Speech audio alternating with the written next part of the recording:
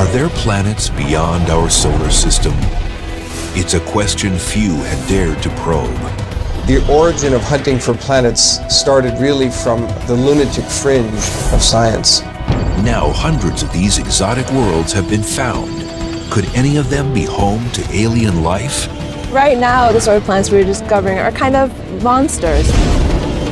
You would be incinerated immediately before you had a chance to really sort of groove on your surroundings. But some planets hold more promise. I'm so excited about Gliese 436, I'm almost jumping out of my clothes.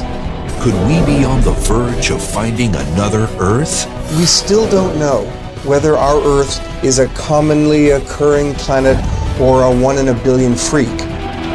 Cutting-edge science, strange worlds, and wild weather as we travel the universe in search of alien planets.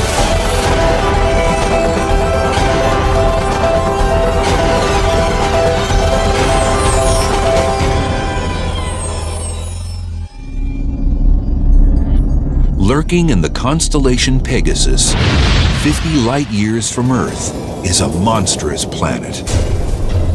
A superheated gas giant almost as massive as Jupiter, whipping around its star in a little over 4 days. It's called 51 Pegasi b, and in 1995, it became the first planet detected orbiting an alien sun. It was a landmark discovery, but just a stepping stone on an even greater quest to find a planet that looks more like our own. The ultimate but elusive goal for astronomers is to find another Earth. What we're after is the appreciation of where our Earth fits in the grand context of our universe, and we'd love to be able to find other Earths. But Earths are so undetectable, little chunks of rock that don't emit much light. How common might Earth-like planets be in the universe? Even if only 1% of all stars were circled by a planet like our own, that would still mean there are billions of other Earths waiting to be discovered. We are almost sure that rocky Earth-like planets exist in abundance out there. But how Earth-like? There are still open questions about the uniqueness of our Earth. And we don't know whether our Earth is unusual or not. It's an extremely profound and, I think, disturbing question. In the realm of alien planets, there's a wide range of imaginable worlds. We might find ocean worlds, completely covered in water, frigid ice planets, Mars-like worlds, but perhaps with thick atmospheres, fed by massive active volcanoes, and even planets with 2 suns in their skies. There may be planets that humans would find hospitable, and others on which humans wouldn't dare tread, that could still be home to other types of creatures. Perhaps the major lesson we've learned so far from looking for planets around other stars is that nature can make a lot more planets than we can dream of. Finding just one other truly Earth-like planet would hint that Earths are common in the universe. And if Earths are common, then perhaps life too is widespread. But of the over 200 alien planets detected so far, most of them seem utterly hostile to life as we know it. So far, we've found sort of 3 kinds of worlds. One kind are the planets that are really close to the star that they orbit, and they're totally baked to death. Then there are the ones that are quite far away, and they're pretty cold. And then there are the ones in the highly eccentric orbits, which sometimes get close to the star and sometimes far away. So they're alternately very hot and cold. So far, we definitely haven't found any worlds with jungles and forests. Indeed, we haven't found any worlds that are square smack in the habitable zone where there's liquid water on the surface and other nice conditions. Our frame of reference for what we consider to be a nice planet is this one. We like it quite a bit. We've got breathable air, it's a pleasant temperature, and there's water. And even in our own solar system, we don't see a lot of planets like that. And right now, the sort of planets we're discovering are kind of monsters. In other words, they're extremes. So is the Earth, with its rocky surface, oceans, and abundant life, just a planetary wonder with no close kin in the cosmos? The early discoveries of alien planets have yet to answer that question, but they have brought legitimacy to what once seemed like a futile quest. While many believed there had to be other worlds out there in the vastness of the universe, locating them was widely considered beyond the reach of modern science. Only a few decades ago, an astronomer hunting for these so-called extrasolar planets was taken about as seriously as someone searching for UFOs. The search for planets as it started in the 1980s and 1990s was considered off of the beaten track of standard science. In the early 80s, astronomer Jeff Marcy's career was going nowhere.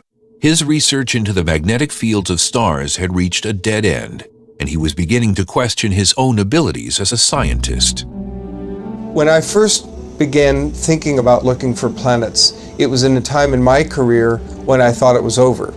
I thought there was no hope for me as a scientist, and I thought the best shot I had going out in flames was to try an experiment that everybody thought would never work, namely looking for planets around other stars. And most people thought we would never find any planets. Before Jeff Marcy, his collaborator Paul Butler, and a handful of pioneering astronomers around the globe could begin the search for alien planets, they had to first perfect methods for finding them. Stars are easy to locate using conventional telescopes, but to find a planet takes some ingenuity and patience. Unlike the stars they orbit, planets are small and emit very little light. Even the giant of our solar system, Jupiter, is 1,000 times less massive than the Sun and 10 billion times fainter. A huge difficulty in taking a picture of a planet around a star is that the planet is extremely, extremely faint compared to the star.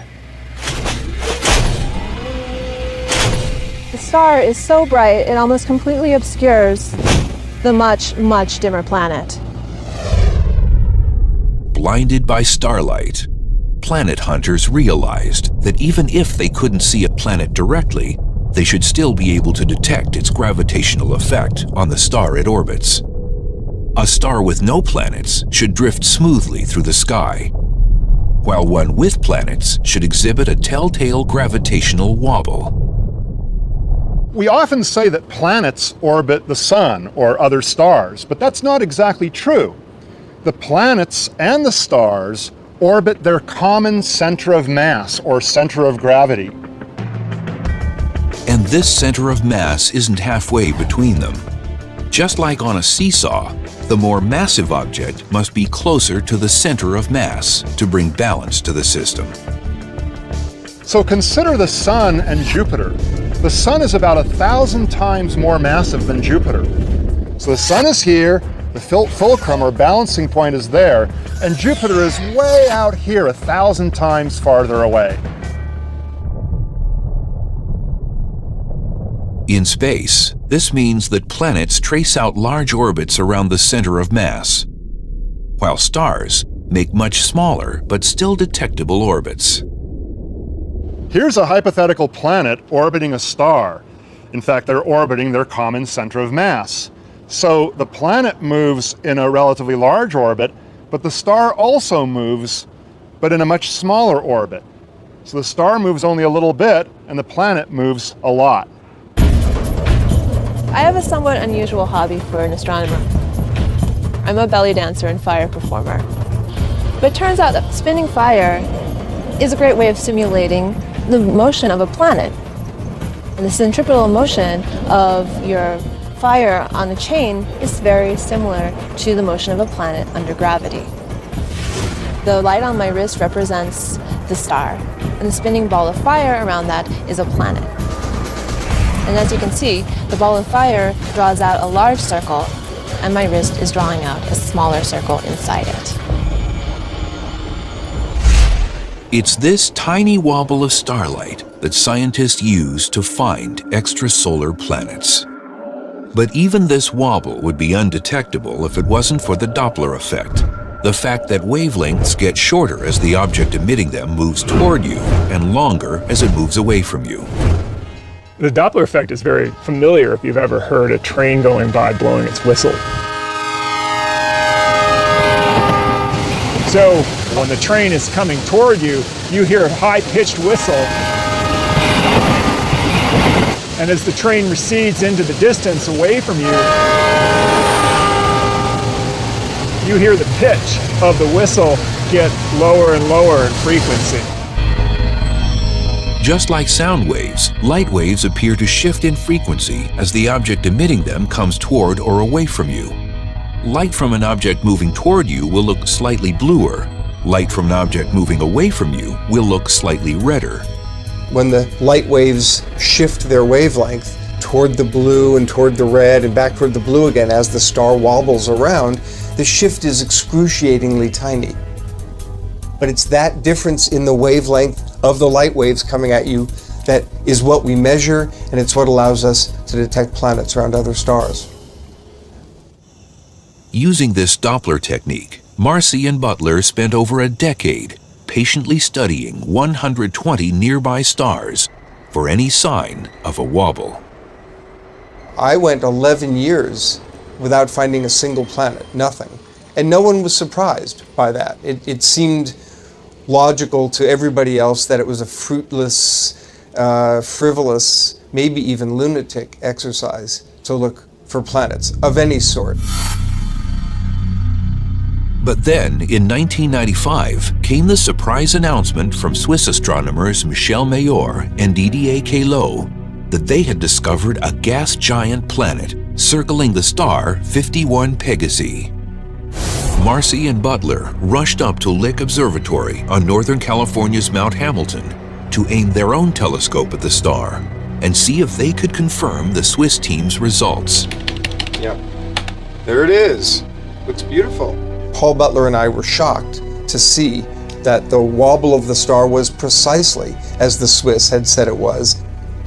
And I remember driving off Mount Hamilton from Lick Observatory in complete silence, Paul Butler next to me. We knew that the first extrasolar planet had been discovered. It was a very moving, personally moving moment. Despite the monumental nature of the discovery, this, like all future extrasolar planets, wouldn't get the name of a Greek or Roman god. It would take the astronomical catalog name of its parent star, 51 Pegasi, and add to it a lowercase b. In this standard nomenclature, if a second planet was found around the same star, it would get a lowercase c, and so on through the alphabet. Its name was the only thing unassuming about 51 Pegasi b. The discovery shook the foundations of our understanding of planets. In 1995, astrophysicist Alan Boss was asked to review a paper announcing the discovery by two Swiss astronomers of the first planet orbiting an alien sun. Reviewing this paper caused me a fair number of sleepless nights because it was pretty stunning what they had found. Stunning because the Swiss claimed to have found a Jupiter-like planet. But where Jupiter orbits the sun in 12 years, this planet zipped around its star in only 4 days. And that also meant that the planet had to be much, much closer to its central star, roughly 100 times closer than Jupiter is. And that just was hard to understand.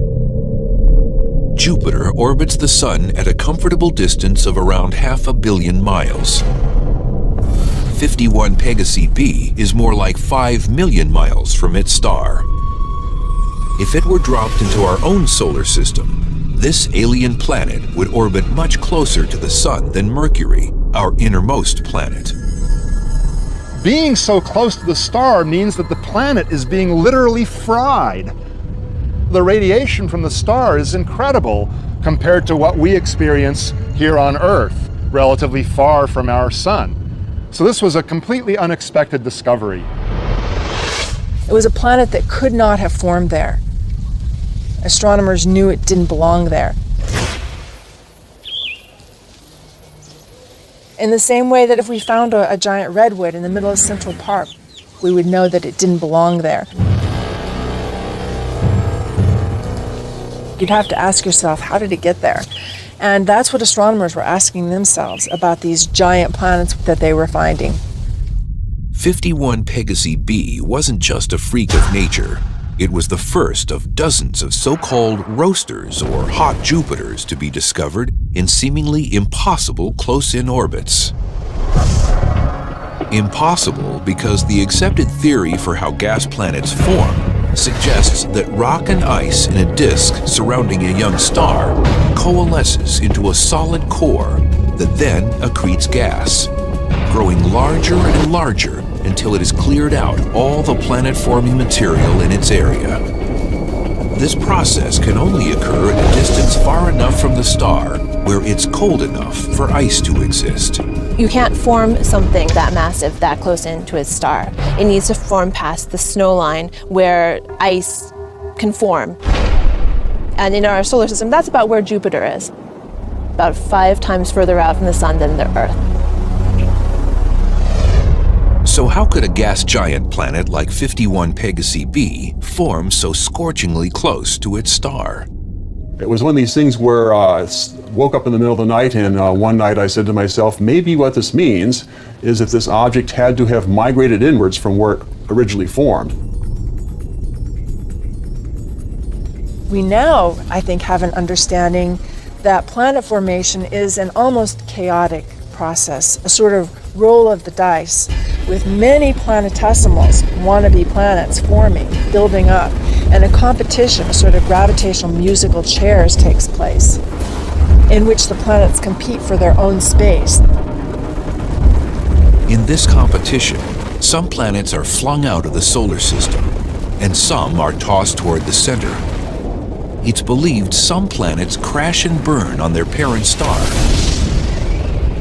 while others survive in a close but stable orbit. These survivors are the hot Jupiters.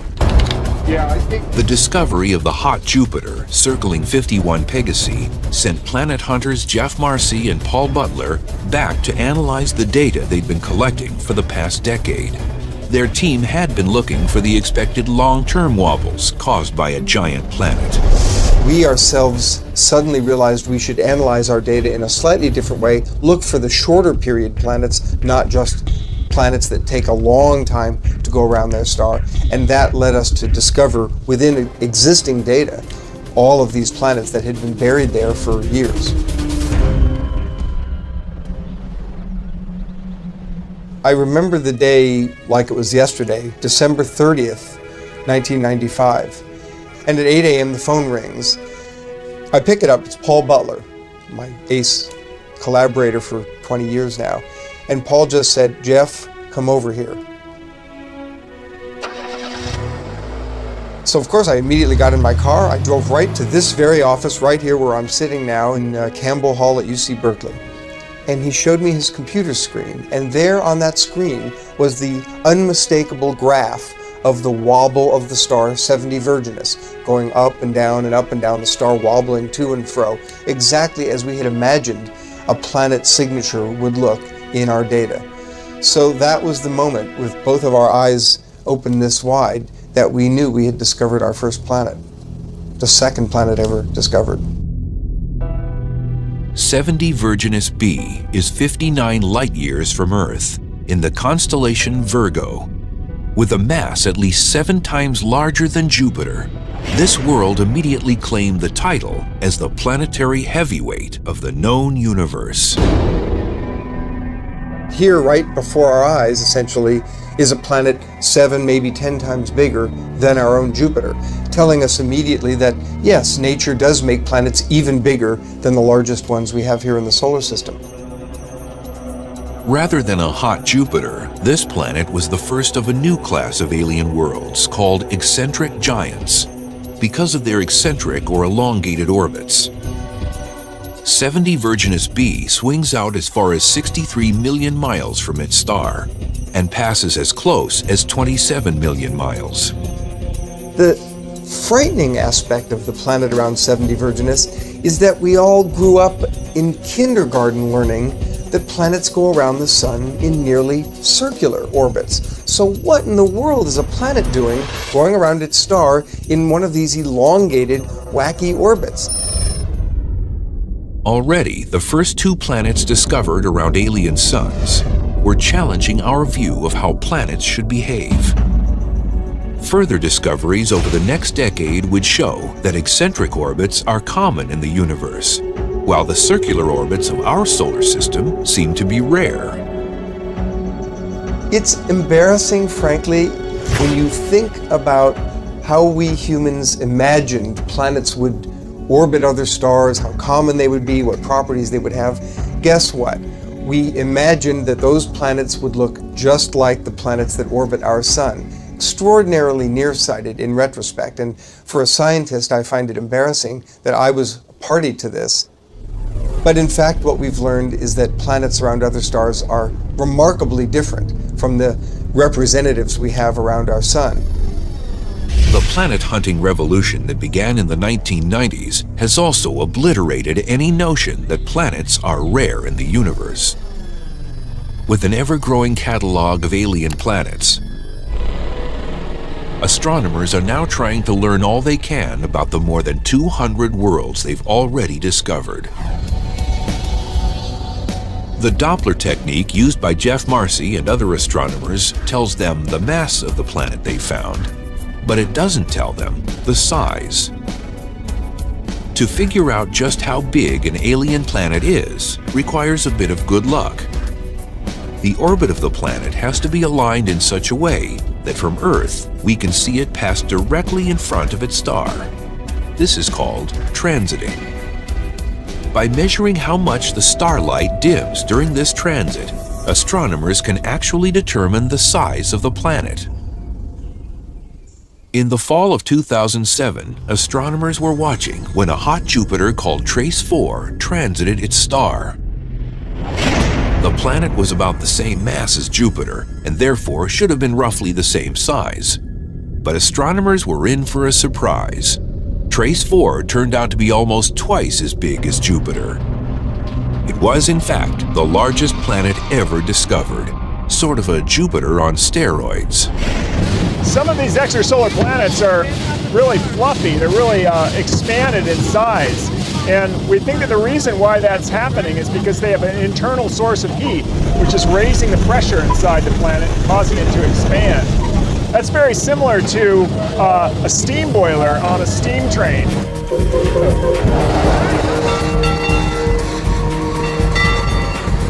In a steam boiler, you have water which is being heated by a heat source. That water is turning to steam, the pressure is increasing, and that's causing the piston of the boiler to move out, to expand.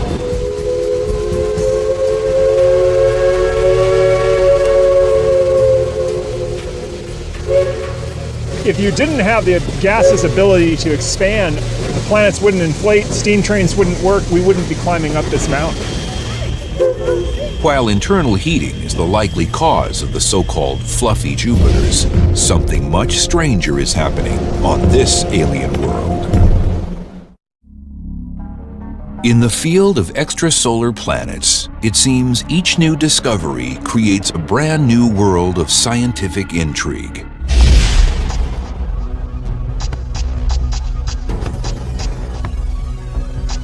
At the University of Arizona, planetary scientist Adam Schoeman ponders the weather on other planets.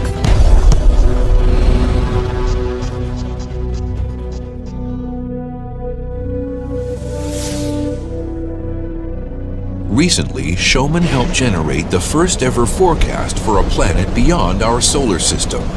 And what he found was weather truly befitting an alien world. We think that the winds are probably about 6,000 miles per hour, possibly even more. This is huge compared to the wind speed on any planet in our solar system. This is HD 189733b. It's a hot Jupiter, more than 60 light-years from Earth, that races around its sun-like star in a little over 2 days, at a distance of only 3 million miles. How is it possible to divine the weather on a planet 370 trillion miles away? First, you have to take the planet's temperature.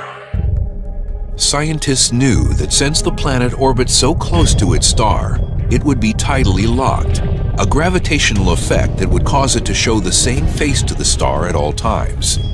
One side would always be bathed in the burning hot light of the alien sun, while the other would be cloaked in perpetual darkness. If there was no wind on these planets, then that would mean that the day side would then be very, very hot and the night side would be very, very cold. In the spring of 2007, scientists used the Spitzer Space Telescope, which sees in infrared wavelengths associated with heat, to generate a crude map of the temperature on both the day and night side of the planet. You are actually looking at the first map of any kind made of an alien world. What the map shows is that the day side of the planet is roasting at an otherworldly 1500 degrees Fahrenheit. No surprise, given how close the planet orbits to its star. What was surprising was how hot the night side of the planet turned out to be. Despite being in total darkness, it swelters at around 1,000 degrees. Clearly, something was distributing heat throughout the planet's atmosphere, carrying thermal energy from the day side clear around the other side of the planet. From his knowledge of weather in our own solar system, Showman knew what the culprit was. He ran the numbers, and that's when he figured out that this alien world had jet streams of unprecedented magnitude. Their 6,000-mile-per-hour winds dwarf anything in our own solar system. Earth actually has the slowest speeds of any planet in our solar system, with a typical speed of about 20 miles per hour. The gas giants in our solar system actually have somewhat faster winds than the Earth, simply because there's no surface to have friction to slow down the winds. On Jupiter and Saturn, for example, the winds are a few hundred miles per hour. So they're still about almost a factor of 10 lower than on these hot Jupiters. The weather on hot Jupiters may be extreme, but the forecast for another class of alien planets, the eccentric giants, is tailor-made for a disaster movie. This is HD 80606b, a gas giant planet located roughly 200 light-years from Earth, orbiting a star in the constellation Ursa Major. A year on this bizarre world lasts 111 days, and it has the most eccentric orbit of any known planet. With its nearly circular orbit, Earth's distance from the Sun changes relatively little throughout the year, varying by only about 4 million miles. But during its year, HD 80606b comes as close as 3 million miles to its Sun, and as far as 78 million, a difference of 75 million miles. This crazy orbit leads to completely crazy weather. The planet heats up by hundreds and hundreds of degrees in a matter of a few hours, and that drives just absolutely tremendous storms.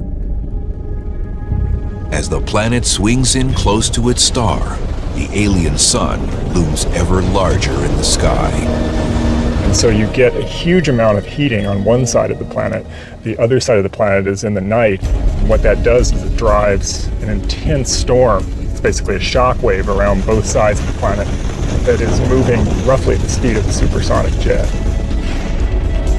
This fiery hurricane rips around the planet in only 12 hours. As the shock wave slowly dies down, the superheated atmosphere churns into a giant vortex that engulfs an entire hemisphere, a sort of greater red spot. As the planet moves away from the heat of its star, the storm gradually loses energy and intensity. But on this eccentric giant, the calm never lasts for long. Every 111 days, the shockwave is reignited and the violent cycle begins anew. It's much stranger than anything that we have in our own solar system.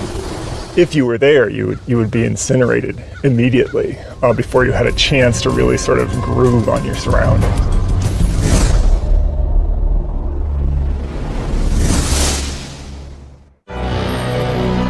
The universe seems adept at creating strange worlds, even in the most unlikely of places. This is a pulsar, a rapidly spinning variety of an exotic stellar object called a neutron star. Neutron stars are the remnants left behind after a massive star explodes in a supernova. No one expected to find planets circling in such a treacherous cosmic neighborhood. Never in my wildest dreams did I think we would ever find planets orbiting a neutron star, a pulsar. I mean, after all, neutron stars are formed as a result of supernova explosions where the star just blows up.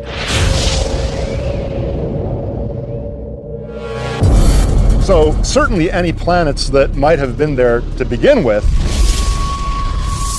would have been blown away. And yet, in the early 1990s, astronomers discovered two rocky planets around a pulsar 7,000 trillion miles from Earth. Their discovery, in fact, predates 51 Pegasi b, making them technically the first alien worlds ever detected. But since they orbit such strange stars, many astronomers consider pulsar planets to be in a category of their own. The pulsar planets were very interesting. They're actually very low in mass and more similar to the Earth's mass. They form an interesting exotic classification or family of planets, but it's by no means the mainstream. While most planets are believed to have formed out of the same disk of gas and dust as their parent stars, clearly these pulsar planets formed a different way. The planets that have been found must have formed after the supernova explosion. And that's really bizarre because we would think that all of the material was blown away, but apparently some of that debris must have somehow been in a disk, and parts of that disk coalesced into planets. But that's extremely surprising. I don't know that anyone really understands that process yet. Although the pulsar planets are believed to have rocky surfaces, it's unlikely they would be a platform for life, and any visit by humans would be short-lived. As the pulsar rotates, it emits well-focused beams of charged particles from its poles, creating a rotating spotlight of horrific radiation. Standing on a pulsar planet would be a very dangerous proposition. There would be high energy radiation all around you, just an onslaught of particles and waves. And the radiation field would be so strong that it would probably destroy your living tissue, and it would certainly cause cancer and mutations very quickly. But it would probably kill you. If you were really unlucky, or lucky, I suppose, if you're going to die anyway, might as well die in a spectacular way, you would be in the beam of the pulsar. So every rotation, the beam would flash past you, and you would see this incredibly bright beacon, like a lighthouse really close to you, just flashing in your face. It would not be a very hospitable environment, no way. While the pulsar planets might not be nice places to visit, they have taught us something fundamental about planet formation in the universe. These planets, weird planets around a neutron star, have taught us that planetary formation appears to be relatively easy. Gravity appears to like to pull stuff together when there's enough stuff in a given region. If nature is so good at making planets, even under difficult circumstances, then the odds are fairly high that the universe is full of planets, and that somewhere out there in the cosmos, other Earths are waiting to be discovered. But if that's the case, then where are the Earths? Why haven't we found them yet? The first planets that were found in the late 1990s were massive planets, 300 times the mass of our Earth. And it's really not a surprise that we found the most massive ones first. Like the giant redwood trees behind me, they were the easiest to see from the enormous distances that we were looking. So when we find stars where we say, there's just one single massive planet, one giant redwood, that's almost certain to not be true. There's almost certainly a forest of planets and asteroids and comets also orbiting that star. As astronomers continue to scrutinize alien solar systems, they are edging ever closer to finding Earth-like planets. This is Gliese 436b. It's a world roughly 20 times the mass of Earth, similar in mass and size to Neptune. It orbits a star 30 light-years away in the constellation Leo. I'm so excited about Gliese 436, I'm almost jumping out of my clothes. It's the most important discovery since 51 Pegasi, maybe even more important. What has Jeff Marcy so excited is that this planet was found to have a density of 2.1 grams per cubic centimeter.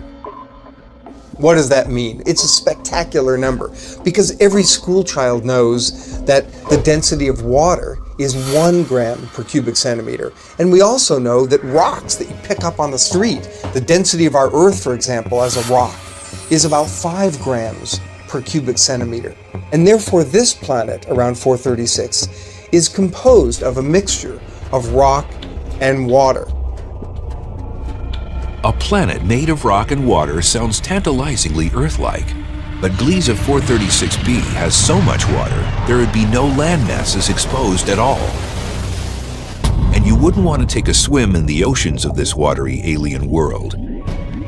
There may be a layer of liquid water on the surface, but below that, things begin to get a little weird. There's so much water that the sheer gravitational force of the water molecules pressing down toward the center will crush the water so tightly that the water molecules are almost touching each other. It's a very odd type of water. In fact, we call it ice, even though it's not cold, because the water molecules will be arranged in a structure like ice, but only due to its high pressure. Clearly, Gliese 436b isn't quite an Earth-like planet. But what about this alien world? What would make an alien planet truly Earth-like? It should be made primarily of rock, with enough water for oceans, but not so much water that the land masses are completely submerged. It would also have to be in its star's habitable zone. The typical idea for a habitable zone is the range of distances from a star where an Earth-like planet could have liquid water at its surface. The idea would be that if you took Earth and pushed it in too far, the oceans would all boil away, and that's bad for life. Or if you took the Earth and pushed it out too far, the oceans would all freeze, and that's bad for life.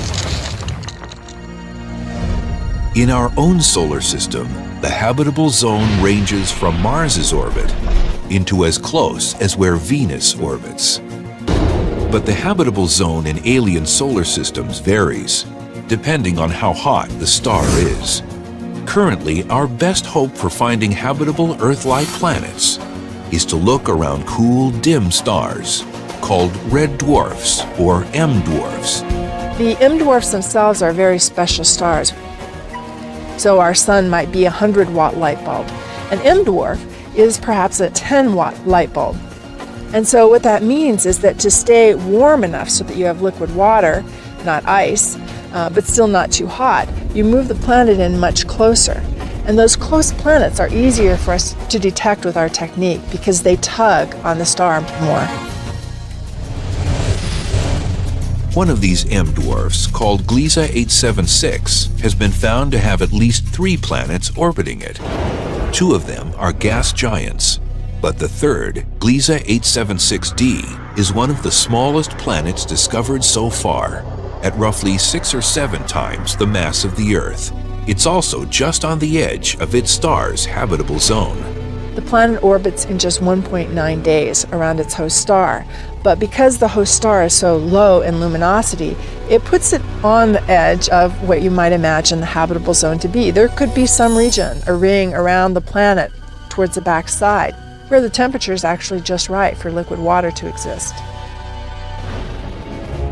When it was first discovered, scientists hailed this planet as the first of the super-Earths. 7 times the mass of the Earth sounds so close to the size of our Earth that you wonder whether or not it's a rocky planet, maybe with a thick atmosphere. But today, the experts are unsure whether this is a large rocky planet at all. Like Gliese 436b, it may be completely covered in an ocean of super dense water. But to call it a super-Earth is to suggest that we've found a planet that's a close cousin of our Earth. I would now rather think of it as a distant cousin, not unrelated to our Earth, but far enough away, indeed more like Neptune in our own solar system, that has a big rocky core, but surrounded by a big envelope of water. So the race continues to discover the first truly Earth-like planet. At the University of Arizona, astronomer Laird Close is hoping to capture the first picture of an alien Earth. But to do that will take a giant leap in telescope technology. Here at the Steward Observatory Mirror Lab, in a cavernous space underneath the bleachers of the university's football stadium, engineers are working on the next generation of super telescopes.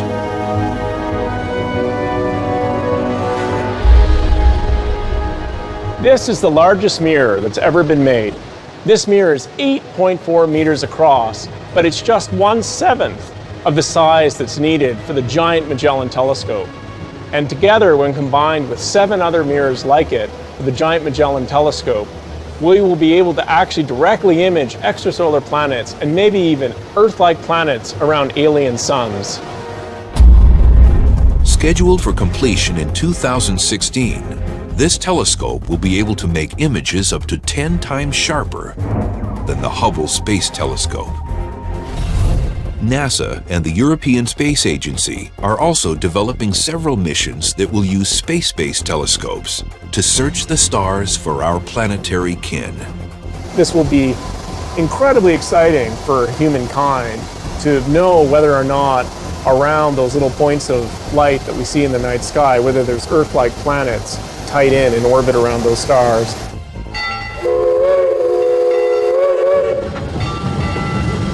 As technology improves, we're going to be able to find planets that look much more like the Earth.